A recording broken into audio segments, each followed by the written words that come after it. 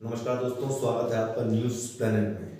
दोस्तों, एक ज़रूरी खबर ये आई है कि भारत सरकार ने 23 ऐसे कुत्तों की प्रजातियों को बैन कर दिया है जिन्हें माना गया है कि वो बहुत ही खतरनाक है इंसानों के लिए। और सेंट्रल गवर्नमेंट के इस डायरेक्शन पर स्टेट गवर्नमेंट्स ने भी कदम उठाना शुरू कर दिया है। यूपी गवर्नमेंट ने ऐसे 23 नस्ल के जो कुत्ते हैं उन पर बैन लगा दिया है। उनके इंपोर्ट पर, उनकी ब्रीडिंग पर, उनकी सेल्स पर, तीनों पर बिक्री लगा दी गई है। और इन कुत्तों के बारे में माना जाता है कि ये इंसान के साथ रहने के लायक नहीं है, क्योंकि ये कभी भी खतरनाक साबित हो सकते हैं। सेंट्रल गवर्नमेंट और स्टेट गवर्नमेंट के इस कदम पर बहुत सारे ऐसे लोगों ने आपत्ति जताई है जो इन कुत्तों का पालन करते हैं या इनकी ब्रीडिंग करते हैं या इन्हें बेचते हैं, क्योंकि उनका ये मानना है कि सेंट्रल गवर्नमेंट ने बिना ऐसे लोगों से सलाह मशवरा किए जो ऐसे कुत्तों को पालते हैं, बेचते हैं या उनकी ब्रीडिंग करते हैं, ये नोटिफिकेशन जारी कर दिया। मतलब दूसरे पक्ष को न तो सुना गया न तो उनकी राय ली गई। तो विभिन्न न्यायालयों में ये अलग अलग पिटीशन दायर की गई है, केरल हाई कोर्ट में, कलकत्ता हाई कोर्ट में।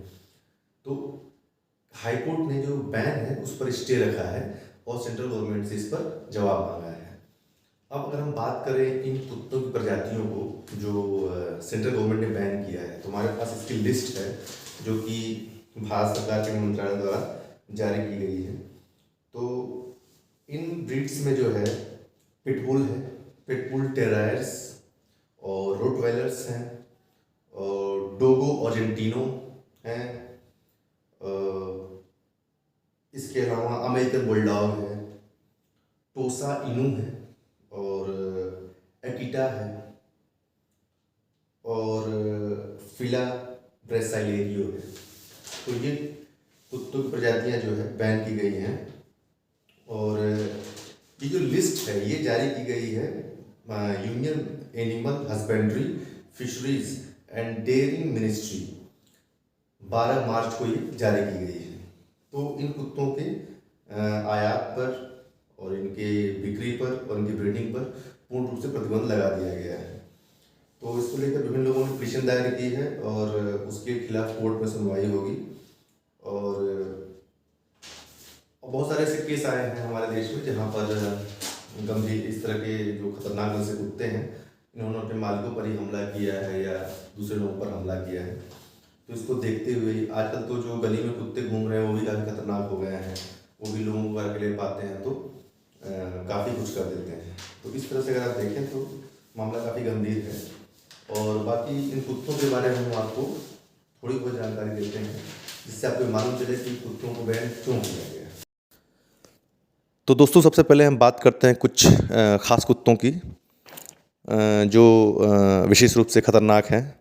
इनमें अमेरिकन पिटबुल टेरियर है, इसे पिटबुल के नाम से भी जाना जाता है। एक मध्यम आकार का छोटे बालों वाला कुत्ता है जिसकी उत्पत्ति संयुक्त राज्य अमेरिका और यूनाइटेड किंगडम में हुई थी। ये बुद्धिमान, आक्रामक और मिलनसार होने के लिए जाने जाते हैं और 15 साल तक जीवित रह सकते हैं। वे आमतौर पर अपने परिवार के साथ मौज मस्ती करने वाले सौम्य और धैर्यवान होते हैं। वे स्नेही और सुरक्षात्मक होने के लिए भी जाने जाते हैं। पिटबुल मजबूत और हट्टे कट्टे होते हैं, लेकिन उनके पैर हल्के होते हैं और उनमें किसी भी अन्य नस्ल की तुलना में शरीर के वजन के प्रति पाउंड अधिक मांसपेशियां हो सकती हैं। ये साहसी खेलों के लिए पाला जाता है, एडवेंचर के लिए और खेलों के लिए, जो उन्हें जिद्दी, दृढ़ और निडर बना देता है। इसके अलावा अगला है रोटवीलर, एक बड़े मध्यम से बड़े घरेलू कुत्ते की नस्ल है जिसकी उत्पत्ति जर्मनी में हुई।